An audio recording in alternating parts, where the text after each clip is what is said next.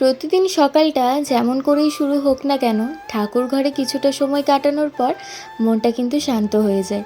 আমি চেষ্টা করি ঠাকুর ঘরে একটু বেশিক্ষণ সময় কাটানোর। তাড়াহুড়ো করে পুজো দেওয়াটা আমার বরাবরই অপছন্দের। আমি ছোট থেকেই জানো তো কালী মায়ের ভক্ত।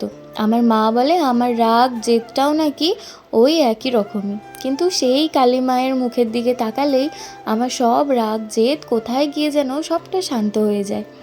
আচ্ছা, তোমরা কোন ঠাকুরকে বেশি ভালোবাসো? পুজোর পর রোজকার মতনই মশলাটাও বেটে রাখলাম। বিকেলে মা এসেছিল আর নীল এনেছিল কিছু বেরিস আর আলু বোখরা। বেরিসটা তো খেয়েছিলাম, মোটামুটি লাগলো, বাকিগুলো রেখে দিয়েছি, কালকে খাবো। সন্ধ্যাবেলা বেরিয়েছিলাম, নতুন একটা জায়গায় গিয়েছিলাম, শেয়ার করব খুব তাড়াতাড়ি অন্য কোনো ভিডিওতে। বাড়ি ফেরার সময় ঝুপো মায়ের দর্শন করে ওই বাড়ি গেছিলাম একটু।